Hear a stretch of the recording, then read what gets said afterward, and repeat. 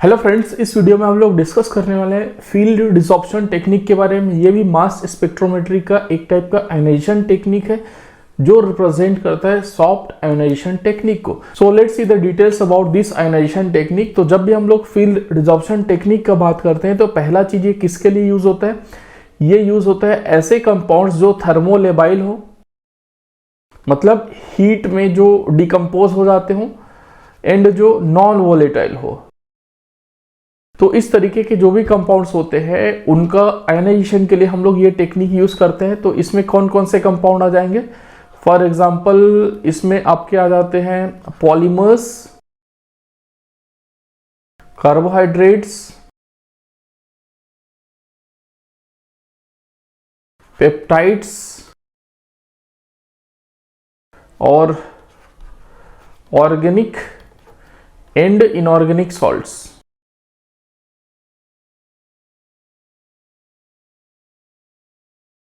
Etcetera.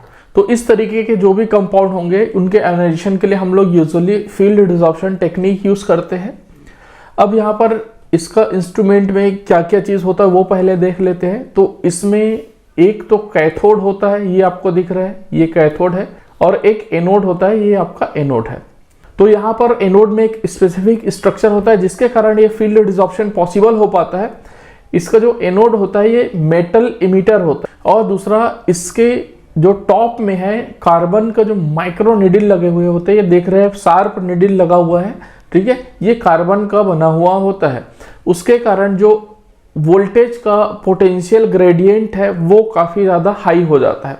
और यहाँ पर कैथोड और एनोड के बीच में पोटेंशियल ग्रेडियंट होता है, that will be approximately 10⁷ to 10⁸ volt per centimetre. मतलब हाई पोटेंशियल ग्रेडियंट क्रिएट होता है जिसके कारण हमारा ये आयोनाइजेशन है वो पॉसिबल हो पाता है। यहाँ पर जो एनोड है वहां पर देख रहे हैं कि इंटेंस इलेक्ट्रिक फील्ड अप्लाई होता है, और इसी इंटेंस इलेक्ट्रिक फील्ड के कारण जो मैकेनिज्म आगे मैं बताने वाला हूं वो सारा चीज होता है। अब हम लोग देखते हैं इस टेक्निक का वर्किंग क्या होता है। तो इसमें जो भी हमारे पास सॉलिड या फिर लिक्विड सैंपल होता है उसको हम लोग डायरेक्टली आयंस में कन्वर्ट कर सकते हैं। इसमें आयंस में कन्वर्ट कर सकते हैं। तो कैसे करते हैं? यदि हमारे पास लिक्विड सैंपल है तो उसको एज इट इज ले लेते हैं, या फिर हमारे पास सॉलिड सैंपल है उसको किसी सुइटेबल लिक्विड में डिसॉल्व कर देते हैं। और डिसॉल्व करने के बाद मान लो ये हमने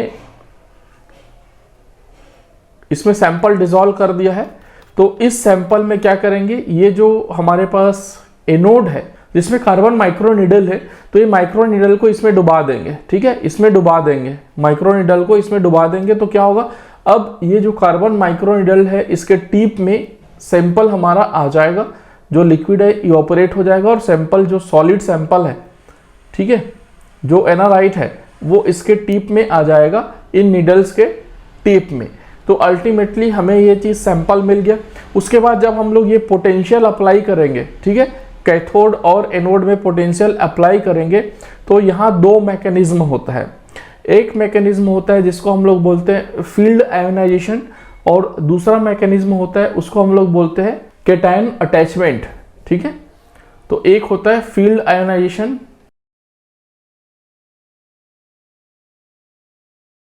और सेकंड होता है कैटायन अटैचमेंट। तो दोनों कैसे होता है आप लोग को समझना है। तो यहाँ पर सबसे पहले हम लोग समझते हैं कि फील्ड आयोनाइजेशन क्या होता है। मान लो हमारे पास कोई एनालाइट है या फिर सैंपल है, एक मॉलिक्यूल है, तो वो मॉलिक्यूल कहाँ प्रेजेंट रहेगा, इसके जो कार्बन माइक्रोनिडल है उसमें प्रेजेंट रहेगा। और ये जो एनोड है, तो एनोड क्या करेगा, इस मॉलिक्यूल से जो इलेक्ट्रॉन है एक इलेक्ट्रॉन को खींच करके बाहर निकाल लेगा। वो कहाँ बाहर निकाल लेगा, यहाँ पर जो एनोड में जो मेटल होते हैं तो उन मेटल में इनकम्प्लीट मेटल ऑर्बिटल्स होते हैं, उन ऑर्बिटल्स में इलेक्ट्रॉन चला जाता है।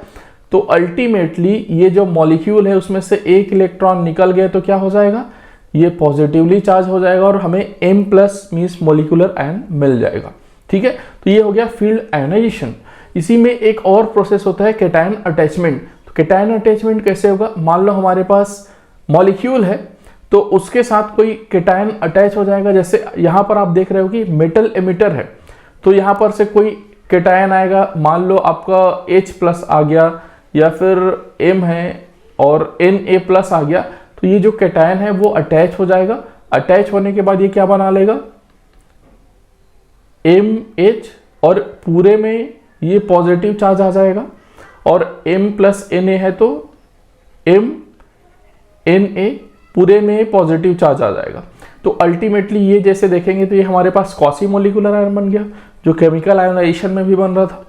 या फिर MNA है तो जो मॉलिक्यूल है उसके साथ सोडियम आ गया और कंप्लीटली पॉजिटिवली चार्ज है, और ये फर्दर मास एनालाइजर की तरफ चले जाएंगे।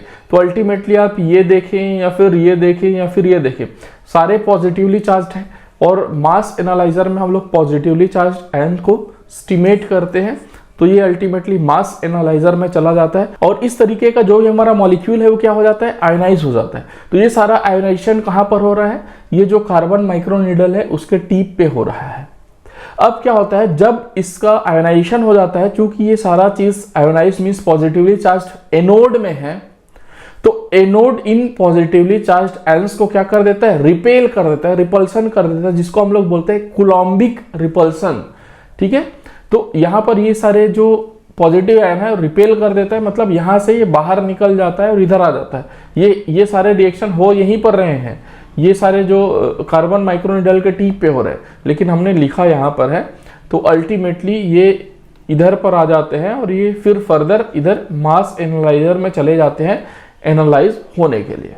तो यहाँ पर बेसिकली दो चीज हुआ, फील्ड आयोनाइजेशन मींस ये मॉलिक्यूल था, इसमें से इलेक्ट्रॉन को खींच लिया। ठीक है, एनोड इलेक्ट्रॉन को खींच लेता है। दूसरा चीज क्या हो गया, यहाँ पर कैटायन अटैचमेंट हुआ, तो वो कैटायन कहाँ से आ गए, ये मेटल इमिटर से आ गए। ठीक है, तो मेटल इमिटर का क्या होता है, मेटल इमिट करता है, कैटायन इमिट करता है। ठीक है, तो वो जो इमिटेड कैटायन है वो अटैच हो जाते हैं मॉलिक्यूल से और अल्टीमेटली मॉलिक्यूल को पॉजिटिवली चार्ज कर देते हैं। तो इस तरीके से हमारा जो फील्ड डिसॉर्प्शन टेक्निक है उसमें आयोनाइजेशन का प्रोसेस कंप्लीट हो जाता है। यहाँ पर एक और चीज एड ऑन करना था, ये जो कार्बन का माइक्रोनीडल है जिसका टिप है वो काफी शार्प होता है, वो इसलिए होता है ताकि ये जो पोटेंशियल ग्रेडियंट है उसको अच्छे से मेंटेन किया जा सके। ठीक है, प्रॉपर पोटेंशियल ग्रेडियंट मेंटेन हो उसके लिए वो चीज किया जाता है। तो अल्टीमेटली यहाँ पर हमें तीन चीज मिला, क्या क्या मिला, M+ मिला, या फिर MH+ मिला, या फिर MNA+ मिला।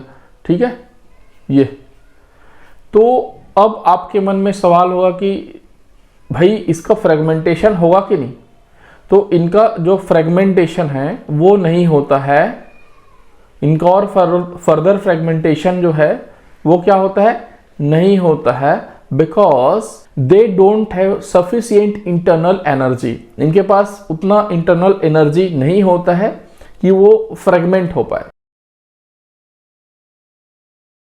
Lack of internal energy. Internal energy इसे आप समझ लेना कि एनर्जी है, सफिशिएंट इंटरनल एनर्जी, इसलिए इनका फर्दर फ्रेगमेंटेशन नहीं होता है। और ये जो मेथड है प्रॉपरली हमें मॉलिक्यूलर आयन देता है, जिससे हम लोग का जो मॉलिक्यूल है उसका आइडेंटिफिकेशन अच्छे से पॉसिबल हो पाता है। यहाँ पर इसी प्रोसेस में एक और पॉसिबिलिटी होती है, मान लो हमारे पास एक मॉलिक्यूल है, तो क्या करता है, इलेक्ट्रॉन प्रोन है वो, तो इलेक्ट्रॉन को कैप्चर कर लेता है, क्योंकि यहाँ पर तो बहुत ज़्यादा पोटेंशियल है, वहाँ पर उसको इलेक्ट्रॉन मिल जाते हैं। तो इलेक्ट्रॉन को कैप्चर करने के बाद ये क्या कर लेता है, M- आयन में कन्वर्ट हो सकता है। तो इस प्रोसेस को हम लोग बोलते हैं निगेटिव आयन फील्ड आयोनाइजेशन। यहाँ पर ये जो M होगा ना, इसका जो हाई इलेक्ट्रॉन एफिनिटी होता है, हाई इलेक्ट्रॉन एफिनिटी होता है तभी ये होता है, अदरवाइज ये चीज़ नहीं होता है।